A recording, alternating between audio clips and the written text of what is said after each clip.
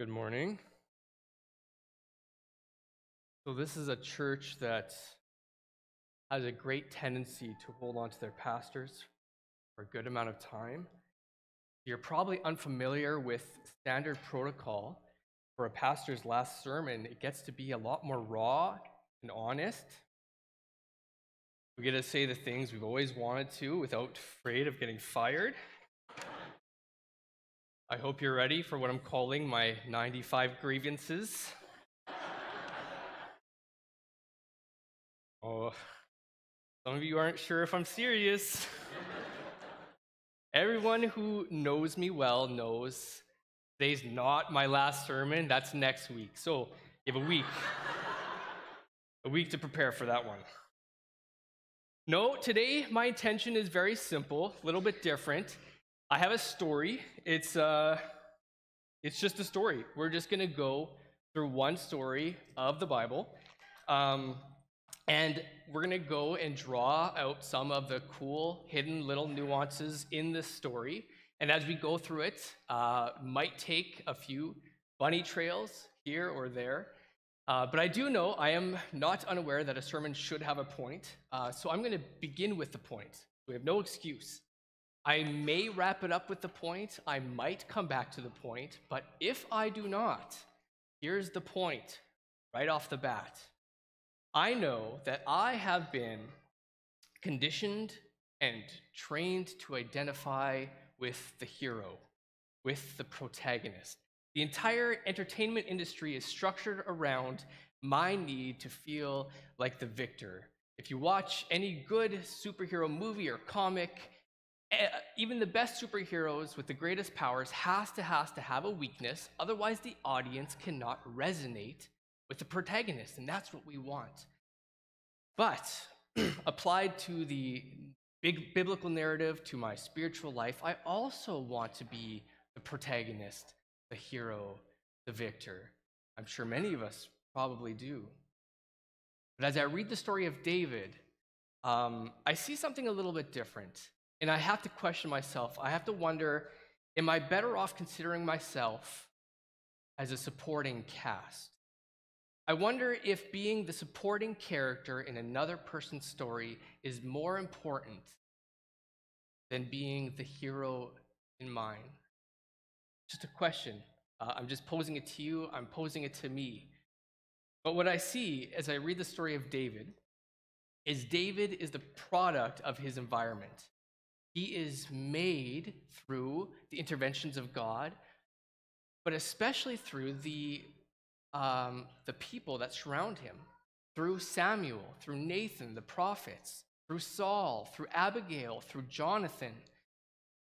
And if you read these stories, you realize how big of an influence and how important the supporting characters are in the life of David.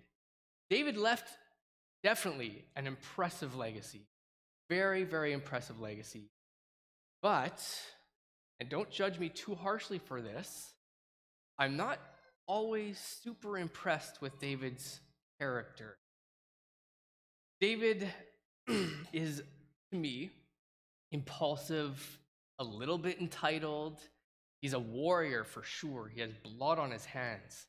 In fact, it's one of the reasons God does not allow him to build the temple, because he has too much blood on his hands. So for obvious reasons, I have a hard time resonating with David. There's a time or times when David is even treated a little bit childish by Nathan, his prophet during the time of his reign. David has an incident with Bathsheba, and he causes her husband to get killed. And David doesn't seem to be fully grasping the weight of this yet. And so Nathan, trying to explain to him the wrongness of this, has to tell it to him in story form. He says, David, there are two shepherds. One is really, really rich. One is really, really poor. Only has one sheep, one lamb. And a guy comes in, a traveler asking for food, and the rich guy who has tons of sheep does not offer one of his own. Instead, he goes and steals the one and only lamb his neighbor has, slaughters it, and gives that to the guest. What do you think about that guy, David? And David gets totally indignant. He says, this guy deserves to die. He has to get punished 4 times as much. David, You get it. That's good. You understand that the guy is you, right? Finally, David gets it, right? It's treated just a little bit childish. Maybe that's from my perspective. So today, story, to repeat my underlying point, is it worthwhile to strive to be the supporting character, to be okay with being the supporting character, rather than endeavoring to be the Davids in our own story?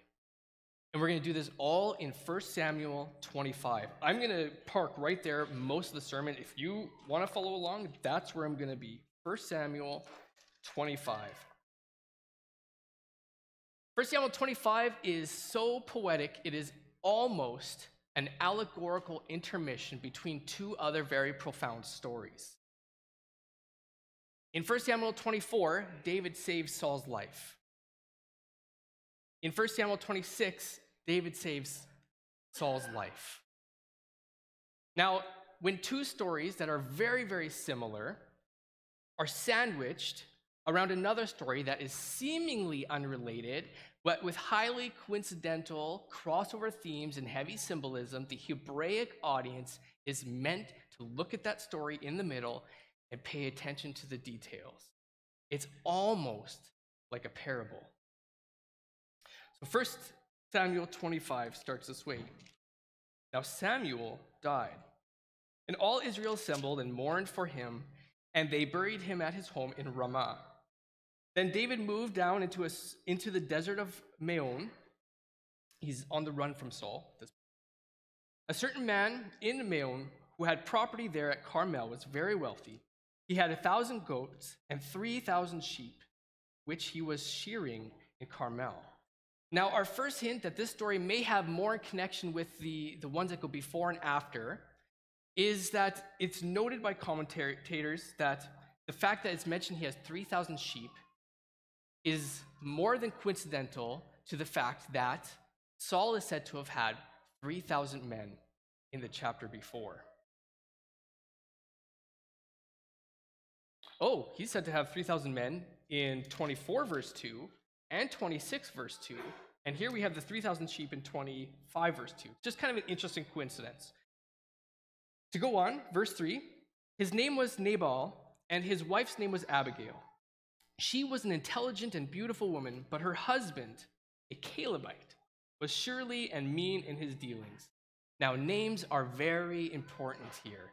When we pick names, we tend to pick names that sound cool, or names that don't rhyme with anything that a bully might make fun of, right? But in the Bible, names are very, very significant. Names are chosen or changed in order to either describe character or depict character or ensure or build character. So Abigail, her name means a father's joy. So basically, a good daughter. Nabal, it's a name that means a fool. It is a senseless person. Now, furthermore, the author is very keen to mention that he was a Calebite. Now, Caleb in the Bible was a hero alongside Joshua, but he had the very unfortunate name which meant dog. So the author here, I think, is passive-aggressively layering on the insults of the character Nabal, portraying him as a foolish, doggish type of a man. And this is important to know for later. Now, already this story is setting up the reader up to know that this is more than just a historical narrative. It's also a lesson. There's a lesson that is coming, and the characters serve as an archetype for the lesson.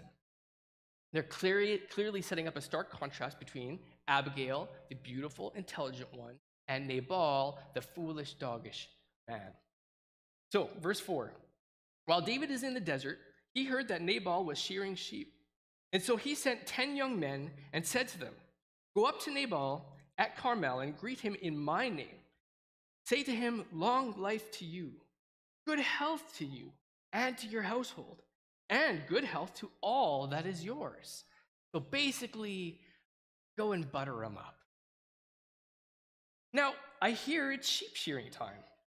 When your shepherds were with us, did we not mistreat them? And the whole time they were at Carmel, nothing of theirs went missing. Ask your own servants, and they will tell you. Therefore, be favorable to my young men, since we come at a festive time. Please give your servants and your son David whatever you can find for them."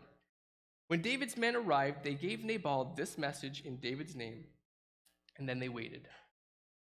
Now, I don't know about you, but this reads to me a little bit like a scene from a mob movie.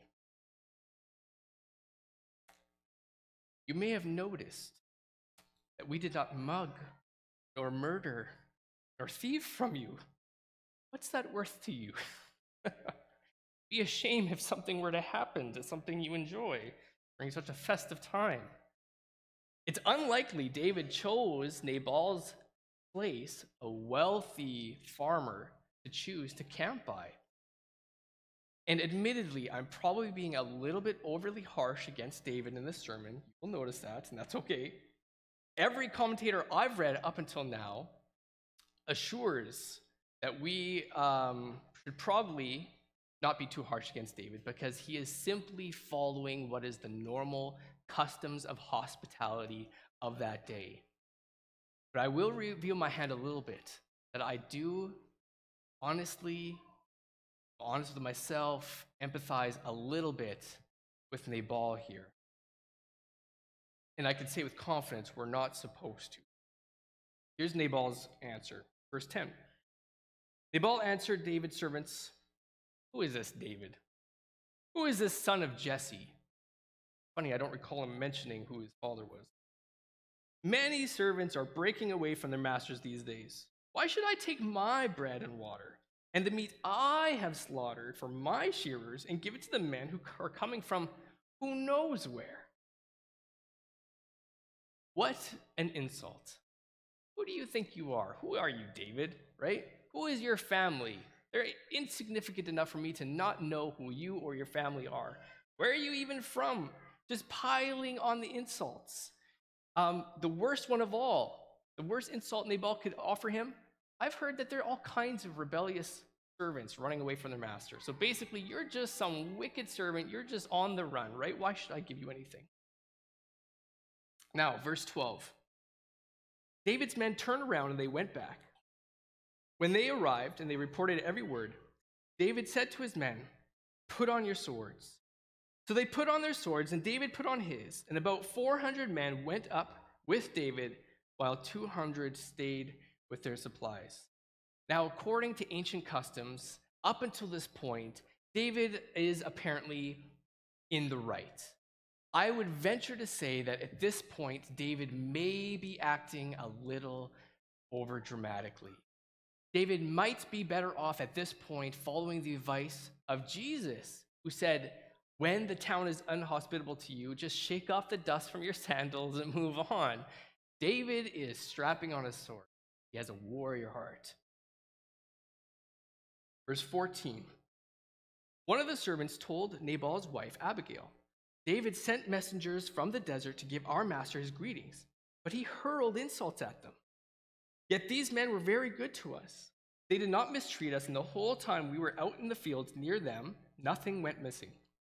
Night and day, they were a wall around us all the time we were herding our sheep near them." So here's some more proof, basically, that David was in the right to ask for compensation for the services. They weren't just protecting Nabal's stuff from themselves, but also other surrounding brigands and enemies and beasts. So the servants were really vouching for David here.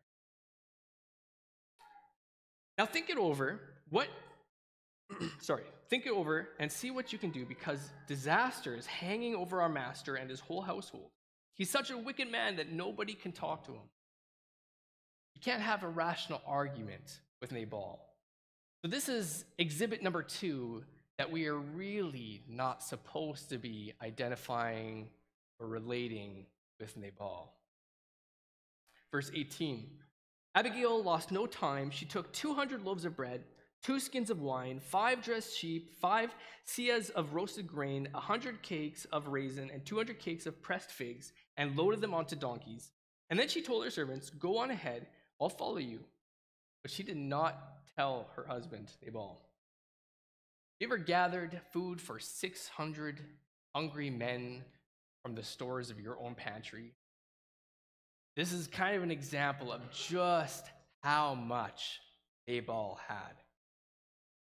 And here we have the opposite reaction from that of Nabal. So that contrast I mentioned at the beginning, the intelligent beauty and the foolish doggedness, we have now the flip side of the coin of Nabal, who is Abigail, who says, let's quickly try and feed these men as well and as quickly as we can.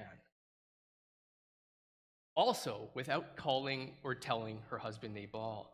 Now, if I had the time, there's a very, very interesting cross-reference to the story or the parable in the New Testament of the shrewd servant in Luke 16. If you have time later, go ahead and look at it. It's pretty interesting cross-section or cross-context to this. But for us, we're going to move on. Verse 20. As she came riding her donkey into a mountain ravine, there were David and his men descending toward her, and she met them. David had just said, it's been useless, all of my watching over this fellow's property in the desert so that nothing of his was missing. He has paid me back evil for good. May God deal with David, be it ever so severely, if by morning I leave alive one male, all who belong to him. Now here we have to do a small word study. That word male is very interesting. Now typically the word male is, I think, a noun. But here, the word male is a verb. In fact, it's not the word male at all. It's an ancient phrase. And it only occurs 6 times in the entire Bible, twice in this chapter alone. Now, I almost hesitate to bring it up because it does happen to be a pretty crass phrase. But I want you to remember, it's not me saying it, it's David saying it.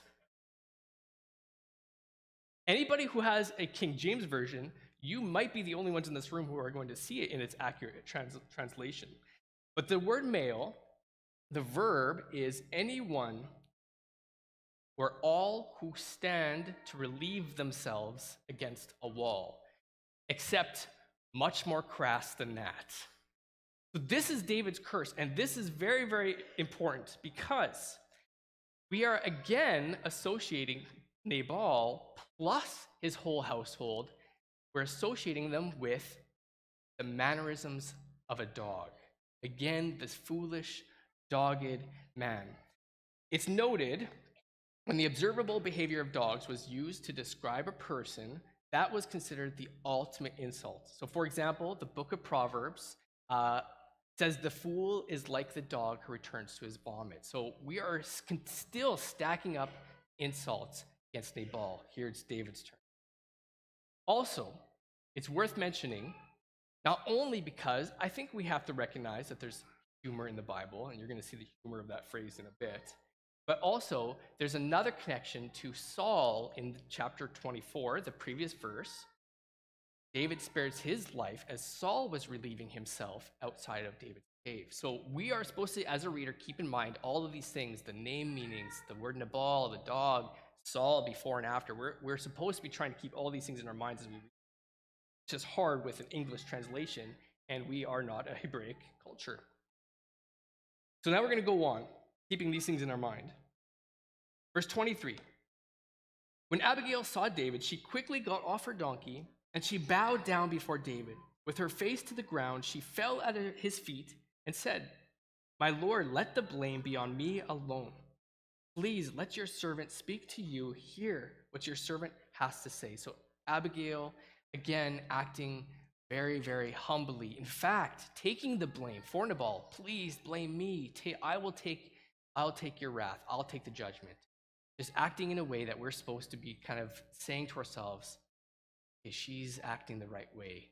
Between the two characters, she's the right one. She's the one I'm supposed to relate to. Verse 25. May my Lord, calling David my Lord, pay no attention to that wicked man Nabal. He is just like his name. His name means fool, and folly goes with him. But as for me, your servant, I did not see the men my master sent. Now, since the Lord has kept you, my master, from bloodshed and from avenging yourself with your own hands, as sure as the Lord lives and as you live, may your enemies and all who intend to harm my master be like Nabal. She is very smart. Since the Lord kept you from bloodshed and avenging yourself with your own hands, she's smart and apparently a little bit prophetic. David had not yet made that decision not to be vengeful. She said, since you've already decided not to be vengeful, she is guiding David into the right decision while still maintaining humility, which is, in fact, beneath her level of status as a Lord's wife. So she is stating to David what is the more honorable path, but is kind of suggesting it's David's idea from the beginning. Now to move on, verse 27. And let this gift, which your servant, doesn't have to be David's servant, according to the rules of status in those days. She doesn't have to bow at all. But she says, your servant has brought to my master, be given to the men who follow you. Please forgive your servant's offense, for the Lord will certainly make a lasting dynasty for my master, because he fights the Lord's battles. Let no wrongdoing be found in you as long as you live. Even though someone is pursuing you to take your life, the life of my master will be bound securely in the bundle of the living by the Lord your God. But the lives of your enemies he will hurl away from the pocket of a sling. When the Lord has done for my master every good thing as he promised concerning him and has appointed him leader over Israel, my master will not have on his conscience the staggering burden of needless bloodshed or having avenged himself. And when the Lord has brought my master success, remember your servant. So here we have evidence that's very, very strong that Abigail knew exactly who David was. Before Nabal is, who is this David? Who is this son of Jesse, right? Abigail has a very clear picture of who David is.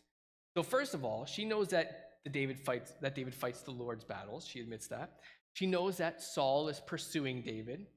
Did you catch the joke about the enemies being hurled away from David as if a stone from a sling? That was not on accident. She knows who he is, and his reputation very well known in that area. And she clearly foreshadows his coming kingship. She knows. She knows who David is, and she knows what David has in store for him. So, if she knows this much, and Nabal doesn't, he really has to be a fool. But I suspect that he's just pretending not to know David, just to be insulting. Now to go on. Where are we? We are at verse 32. David said to Abigail, praise be to the Lord, the God of Israel, who has sent you today to meet me. May you be blessed for your good judgment and for keeping me from bloodshed this day and from avenging myself with my own hands. He recognizes this is her decision, not his. It's honorable of him. Otherwise, as surely as the Lord, the God of Israel lives, who has kept me from harming you, if you had not come quickly to meet me, not one male, this is the same word as earlier, the verb, not one male belonging to Nabal would have been left alive by daybreak. And then David accepted from her hand what she had brought to him and said, go home in peace. I have heard your words and granted your request. When Abigail went to Nabal, he was in the house holding a banquet like that of a king. He was so high in spirits and very drunk. So she told him nothing until daybreak. Now here we have the picture of Nabal, who is striving to be the hero in his own story. He is contrasted with his wife, the servant-hearted, and here he is, the foolish, the dogged man who thinks of himself as a bit of a king. So we have verse 36 has Nabal holding himself a banquet like that of a king. And we as a reader are supposed to think about the banquet that Saul had just had a couple chapters earlier. And again, also showing that Nabal, the man who is acting, pretending to be much more than he is, pretending to be king. 37.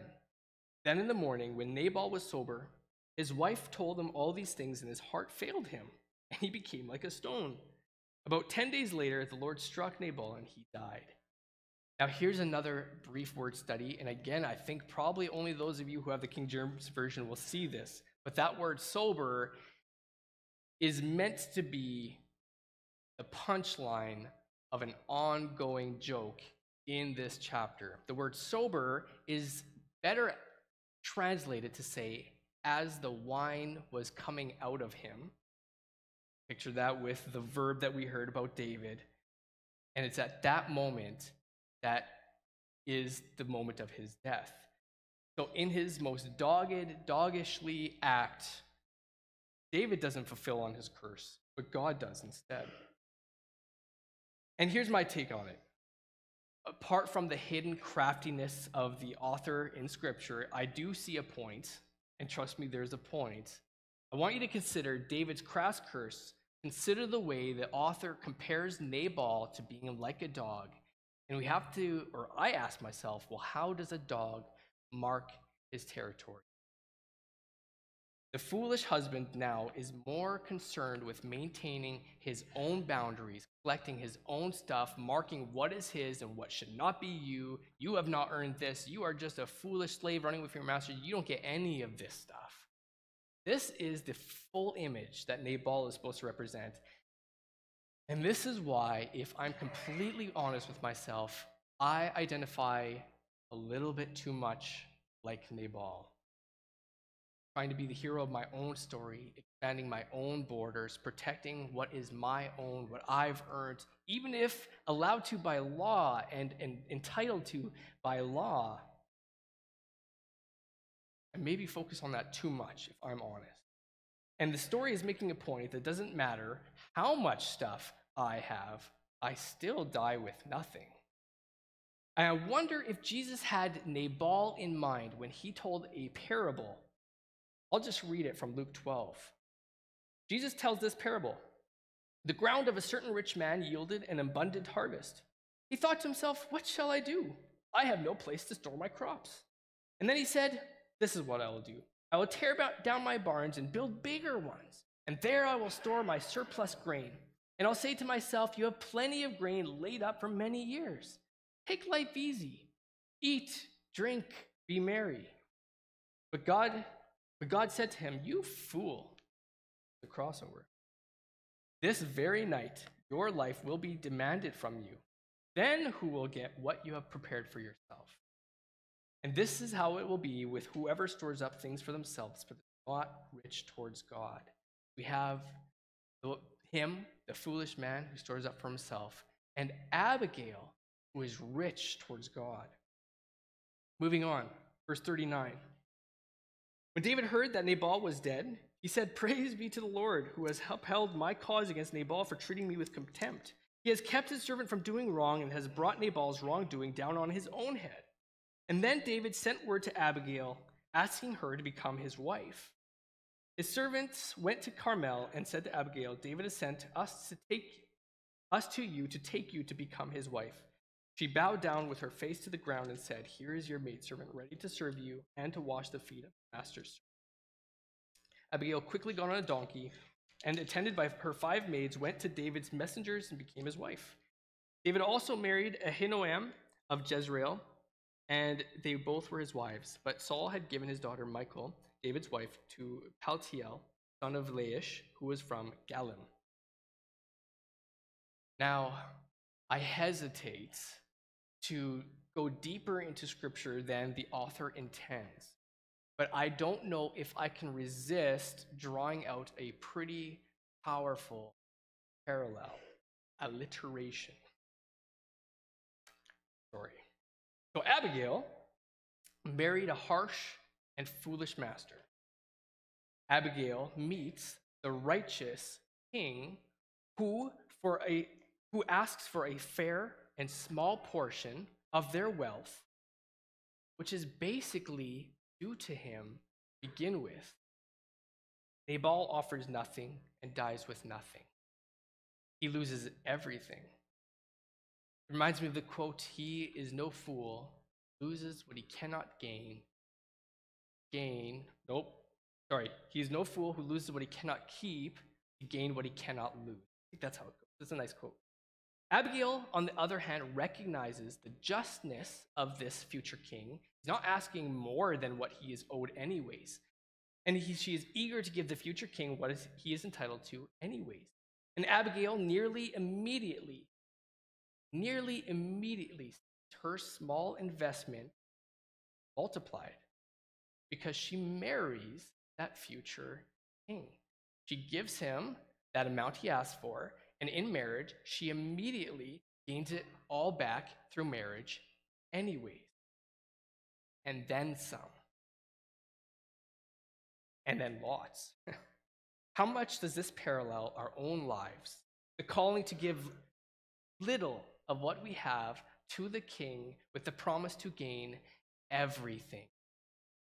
That we are called away from slavery, to a harsh master, a greedy disposition, into a holy marriage as a bride, the church, his bride, who will be shown great mercy and who will also inherit a kingdom of wealth that we cannot imagine. If I take myself out of the limelight of my own story for just a moment, I will realize that I'm not David, nor shall I ever be David. The closest thing to David I could ever be is probably Nabal, who only pretends to be kingly in his own right, greedily hoarding and protecting that which I cannot hope to keep anyway. Instead, I'm called to examine myself and see that I am really only a supporting character in this grand narrative. And the best kind of supporting character that I can hope to be is to be a little bit more like Abigail, and hopefully a lot less like the foolish, dogged man. I have the worship team come on up.